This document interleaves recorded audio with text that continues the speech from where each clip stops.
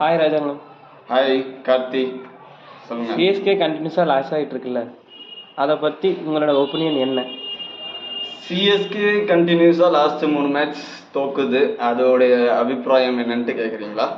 Okay, நான் ஏன் கையில் ரெட் கலர் பால் வச்சுருக்கேன்றது உங்களுக்கு தெரியுமான்னு தெரில. அஃப்கோர்ஸ் T20 மேட்ச் பொறுத்த வரைக்கும் ஒயிட் கலர் பால் தான். ஆனால் சிஎஸ்கே விளையாடுறது பார்த்தீங்கன்னா ரெட் கலர் பாலில் தான் விளையாடிட்டு இருக்காங்க பிச்சில். அந்த மாதிரி தான் மேட்ச் போயிட்டுருக்கு. ஸோ அவங்க ஒயிட் பால் நினச்சி கேம் ப்ளே பண்ணாங்கன்னா எனக்கு தெரிஞ்சு நம்ம ராக் பண்ணலாம் மேட்ச்சு. இது என்னை பொறுத்த வரைக்கும் ஆஸ் எ ஃபேன், இது என்னை பொறுத்த வரைக்கும் இது ஒரு சிஎஸ்கே டீமா அப்படின்றது எனக்கு தெரியல. It's look like red ball team. நேற்று விளையாடின பிளேயிங் 11 பற்றி உங்களுடைய ஒப்பீனியன்?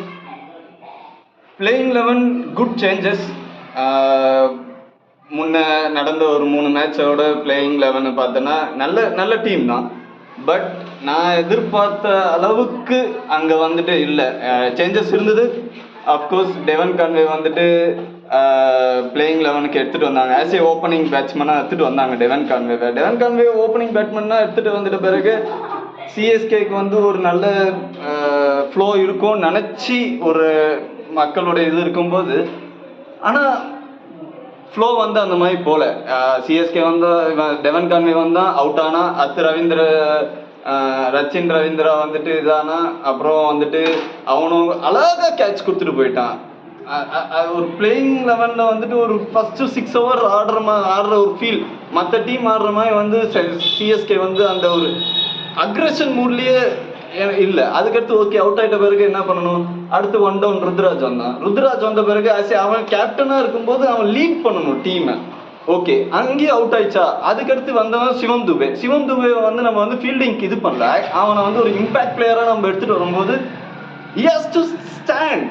அவன் ஸ்டாண்ட் பண்ணி அவன் ஏற்கனவே லாஸ்ட் சீசன் நீங்கள் பார்த்துருப்பீங்க. அவன் பேங் ஆன் பண்ணான் வரும்போதெல்லாம் அவ்வளோ ஒரு தோனிக்கு ஈக்குவலுக்கான அந்த ஒரு சவுண்ட் சிவம் துபே 6 அடிக்கும்போது இருக்கும்போது, இப்போ அது இல்லாத ஒரு லாஸ்ட் ஒரு 2 மேட்ச் சிவம் துபேன்னு ஒருத்தர் டீம்ல இருக்காரா அப்படின்ற ஒரு கொஸ்டின் மார்க்கா இருக்கு. அதுக்கடுத்து விஜய் சங்கர் விஜய் சங்கர் என்ன பாருனா எனக்கு புரியல. விஜய் சங்கர் அவன் என்ன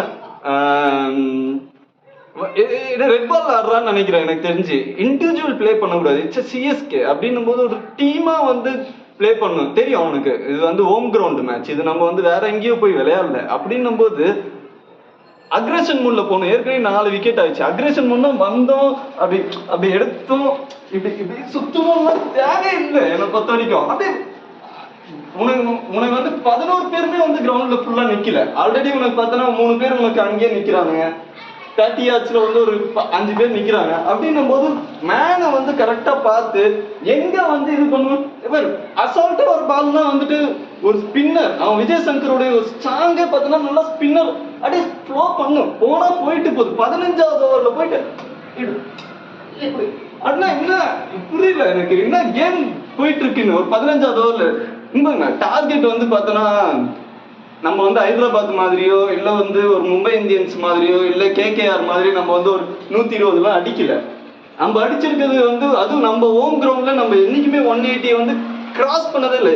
என்னால இந்த துப்பியை இப்படி போடவே முடியல. நான் கொஞ்ச நேரம் அவுட் வைக்கணும். அந்த அளவுக்கு டீமோட பர்ஃபார்மன்ஸ் நேற்று விஜய் சங்கர் எப்படி அந்த லாஸ்ட் 3 ஓவர் அவன் பீக் ஆனானோ அதை அவன் என்ன பண்ணணும், லெட்ஸ் பேங்கனோட ஒரு 8th ஓவர்ல இறங்குறான் அப்படின்னும் போது அடிக்கணும்.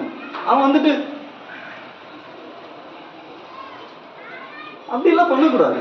ஏன்னா என்ன பொறுத்த வரைக்கும் அந்த விஜய் சங்கர் பிளேஸ்ல யங்ஸ்டர்ஸ்க்கு பிளேஸ் பண்ணிருக்கணும். ஷேக் ரஷீதுக்கு கொடுத்துருக்கணும். ஷேக் எப்படி மும்பை பாருங்களேன், எல்லாம் விக்னேஷ் புத்தூர் எப்படி எடுத்துட்டு வந்தாங்க, அஸ்வின் குமார் எடுத்துட்டு வந்தானுங்க. நிறைய டீம்ல பாத்தீங்கன்னா மேனேஜ்மெண்ட் யங்ஸ்டர்ஸ்க்கு அவ்வளோ வேல்யூ பண்ணி அவங்க எடுத்துட்டு வராங்க. இது பார்த்தோன்னா எக்ஸ்பீரியன்ஸ் தேவையில்லை. இது நம்ம ஒரு 10வது மேட்சோ 14வது மேட்சோ குவாலிஃபிகேஷனுக்கு போறது இல்லை.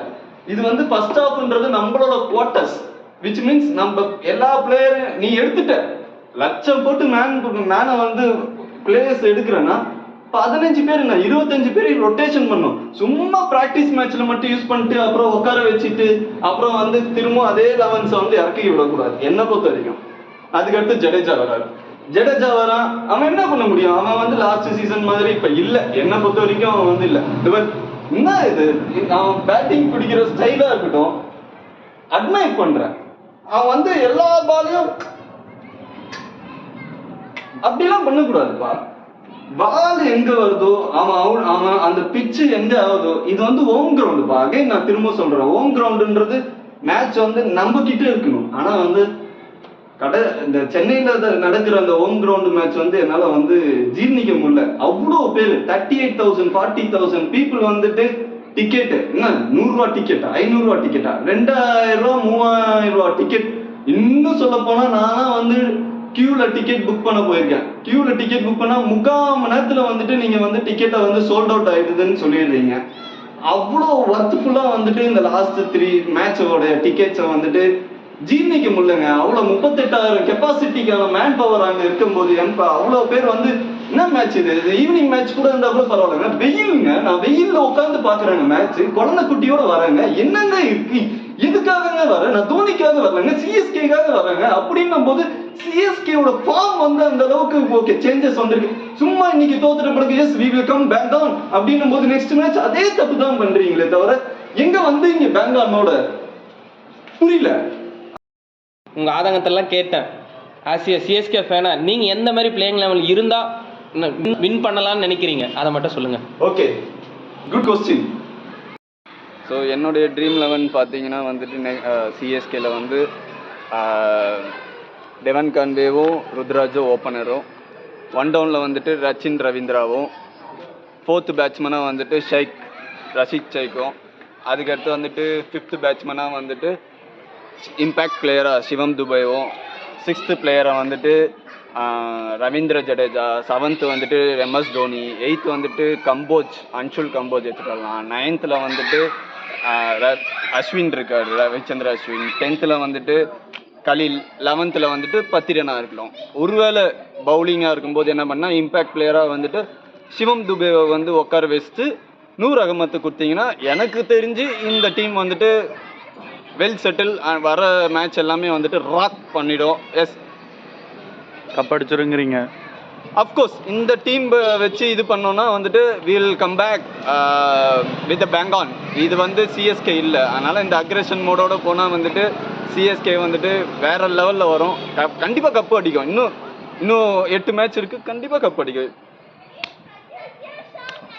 ஓகே, நன்றி ராஜாங்க. தேங்க்யூ.